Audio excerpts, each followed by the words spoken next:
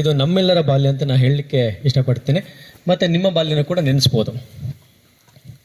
ಮರೆತೇ ಬಿಟ್ಟಿವೆ ಮೂಗುದಾರಕ್ಕೆ ಹಳೆಯ ತಲೆದಿಂಬ, ಸಿಕ್ಕಿಸಿ ಕಟ್ಟಿ ತೂಗಿದ್ದ ಜೋಕಾಲಿಯ ಹೊಂಗೆಯ ಮರವು ಅದರ ಕೊಂಬೆಯು. ಮರೆತೇ ಬಿಟ್ಟಿದೆ ಮೂಗುದಾರಕ್ಕೆ ಹಳೆಯ ತಲೆದಿಂಬು, ಸಿಕ್ಕಿಸಿ ಕಟ್ಟಿ ತೂಗಿದ್ದ ಜೋಕಾಲಿಯ ಹೊಂಗೆ ಮರ ಅದರ ಕೊಂಬೆಯು.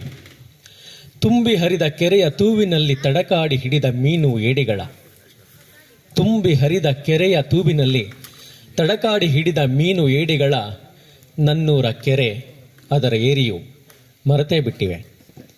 ಹೊಲದ ರೋಜಿ ಗಿಡ ಕಾರೆಮುಳ್ಳು ಹಣ್ಣಾಯುವಾಗ ಕೈಗೀರಿ ಮಾಡಿದ್ದ ಗಾಯವ, ಹೊಲದ ರೋಜಿ ಗಿಡ ಕಾರೆಮುಳ್ಳು ಹಣ್ಣಾಯುವಾಗ ಕೈಗೀರಿ ಮಾಡಿದ್ದ ಗಾಯವ, ಬೇಲಿಯು ಬದುವು ಮರೆತೇ ಬಿಟ್ಟಿವೆ.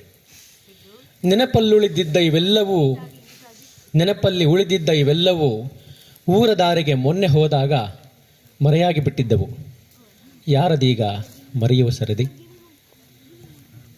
ನೆನಪಲ್ಲಿ ಉಳಿದಿದ್ದ ಇವೆಲ್ಲವೂ ಊರ ದಾರಿಗೆ ಮೊನ್ನೆ ಹೋದಾಗ ಮರೆಯಾಗಿ ಬಿಟ್ಟಿದ್ದವು. ಯಾರದೀಗ ಮರೆಯುವ ಸರದಿ? ಇದು ಒಂದು ಕವಿತೆ. ಇನ್ನೊಂದು, ಬೆಂಗಳೂರನ್ನು ನೋಡಿದಾಗಲೆಲ್ಲ.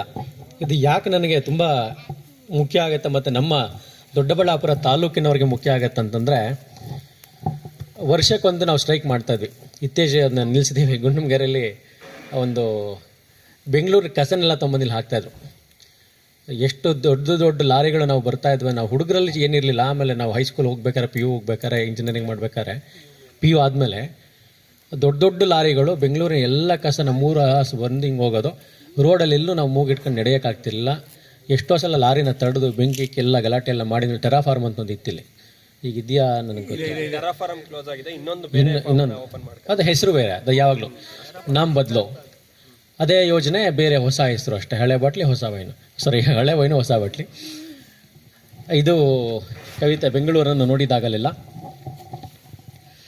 ಈ ಬೃಹತ್ ಬೆಂದಕಾಳೂರಿನ ಎತ್ತರೆತ್ತರದ ಕಟ್ಟಡಗಳನ್ನು, ಮೆಟ್ರೋ ಕಂಬಗಳನ್ನು, ತನ್ನುದ್ದಕ್ಕೂ ಜಲ್ಲಿ ಹಾಸಿ ಟಾರನ್ನು ಹೊದ್ದುಕೊಂಡ ರಸ್ತೆಗಳನ್ನು ನೋಡಿದಾಗಲೆಲ್ಲ ನನಗೆ ನಮ್ಮೂರಿನ ಗುಡ್ಡಗಳು, ಕೆರೆಯಂಗಳಗಳು ನೆನಪಾಗುತ್ತವೆ. ಅದೆಷ್ಟೋ ಕಲ್ಲು ಗುಡ್ಡಗಳನ್ನು ಕುಟ್ಟಿ ಪುಡಿ ಮಾಡಿ ಇಲ್ಲಿ ಹಾಸಲಾಗಿದೆ. ನೂರಾರು ತೊರೆಗಳ, ಕೆರೆಗಳ ಮರಳನ್ನು ಇಲ್ಲಿ ಸುರಿಯಲಾಗಿದೆ. ಕಟ್ಟಡಗಳ ಸಾರುವೆಗೆ, ಸೆಂಟ್ರಿಂಗಿಗೆ ನಿಲ್ಲಿಸುವ ನೀಳಗಳಗಳು ನಮ್ಮೂರಿನ ಅಂತರ್ಜಲವ ಬತ್ತಿಸಿ ಬೆಳೆದು ಬೆಂಗಳೂರು ಸೇರಿದ ನೀಲಗಿರಿಯೇ. ಕಟ್ಟಡಗಳ ಸಾರುವೆಗೆ, ಸೆಂಟ್ರಿಂಗಿಗೆ ನಿಲ್ಲಿಸುವ ನೀಳಗಳಗಳು ನಮ್ಮೂರಿನ ಅಂತರ್ಜಲವ ಬತ್ತಿಸಿ ಬೆಳೆದು ಬೆಂಗಳೂರು ಸೇರಿದ ನೀಲಗಿರಿಯೇ. ಬೆಳಗುವ ರಸ್ತೆ ದೀಪಗಳಿಗೂ, ಕಟ್ಟಡಗಳಿಗೂ, ಮೆಟ್ರೋ ರೈಲುಗಳಿಗೂ, ಸೈನ್ ಬೋರ್ಡುಗಳಿಗೂ ಬಳಸುವುದು ಹರಿಯುವ ನೀರ ತಡೆದು ನಿಲ್ಲಿಸಿ ನಮ್ಮೂರುಗಳನ್ನು, ಕಾಡುಗಳನ್ನು ಮುಳುಗಿಸಿ ಬಸಿದ ವಿದ್ಯುತ್ತು. ಅಷ್ಟೇ ಅಲ್ಲ, ಇಲ್ಲಿನ ಕಾರ್ಖಾನೆಗಳ ಕೂಲಿ ಆಳುಗಳು ನಮ್ಮವರೇ. ಎಷ್ಟು ಉಂಡರೋ ಬಿಟ್ಟರೋ ಓಡುವ ಸಮಯದ ಹಿಂದೆ ಬಿದ್ದು ತಾವು ಧಾವಂತದಲ್ಲಿ ಸಿಕ್ಕಿದ್ದನ್ನು ತಿಂದು ನಸುಕಿಗೆ ಹತ್ತಿ ತೆರಳುತ್ತಾರೆ ಬೆಂದ ಕಾಳೂರಿಗೆ ಕೊಟ್ಟಷ್ಟು ಕೂಲಿಗೆ. ಹೆಣ್ಣು ಕೊಡುವ ಮಾವಂದಿರೀಗ ಕಡಿಮೆಯಾಗಿದ್ದಾರೆ ಹಳ್ಳಿಯ ಗುಗ್ಗುಗಳಿಗೆ. ಕೂಲಿ ನಾಲಿಯಾದರೂ ಬೆಂಗಳೂರೇ ಆಗಬೇಕು ಮಗಳಿಗೆ. ಮಗಳು ಸಿಟಿಯಲ್ಲಿರಲಿ ಎಂಬ ಆಸೆ. ಇಲ್ಲಿನವರೆಗಾಗಿ ನನ್ನೂರಿನವರು ನಸುಕಿಗೆ ಎದ್ದು ಹಾಲು ಕರೆಯುತ್ತಾರೆ, ತರಕಾರಿ ಹೂ ಹಣ್ಣುಗಳ ಹೊತ್ತು ತರುತ್ತಾರೆ. ಸವಲತ್ತಿಲ್ಲದ ಫುಟ್ಪಾತಿನಲ್ಲಿ ಇಟ್ಟ ಪಾಪಕ್ಕೆ, ಸಿಟಿ ಜನರ ಪ್ರತಾಪಕ್ಕೆ ಕೊಟ್ಟು 6ಕ್ಕೆ 3ರ ಚೌಕಾಸಿಗೆ ಹಿಡಿಯುತ್ತಾರೆ ಸಂಜೆಗೆ ಊರದಾರಿ. ಇಷ್ಟೆಲ್ಲ ಕೊಟ್ಟ ನನ್ನೂರಿಗೆ, ಅಂದರೆ ಬೆಂಗಳೂರಿಗೆ ನಾವೇನೇನು ಕೊಟ್ಟಿದ್ದೀವಲ್ಲ ಹಳ್ಳಿಯವರು, ಇಷ್ಟೆಲ್ಲ ಕೊಟ್ಟ ನನ್ನೂರಿಗೆ ಬೆಂಗಳೂರಿನದು ಕೊಡುಗೆ ಇದೆ. ಕೇಳಬೇಕು. ಪಾಯಿಖಾನೆ, ಕಸಾಯಿಖಾನೆ, ಕಾರ್ಖಾನೆಯ ಕೊಳಚೆ ಎಲ್ಲವೂ ಮುಗುಮ್ಮಾಗಿ ಹರಿಯುತ್ತದೆ ನನ್ನೂರ ಕೆರೆಕಟ್ಟೆಗೆ.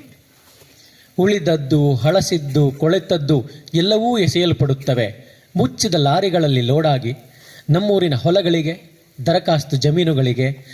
ಸ್ವಚ್ಛವಾಗಿರಬೇಕಲ್ಲ ಬೆಂಗಳೂರು?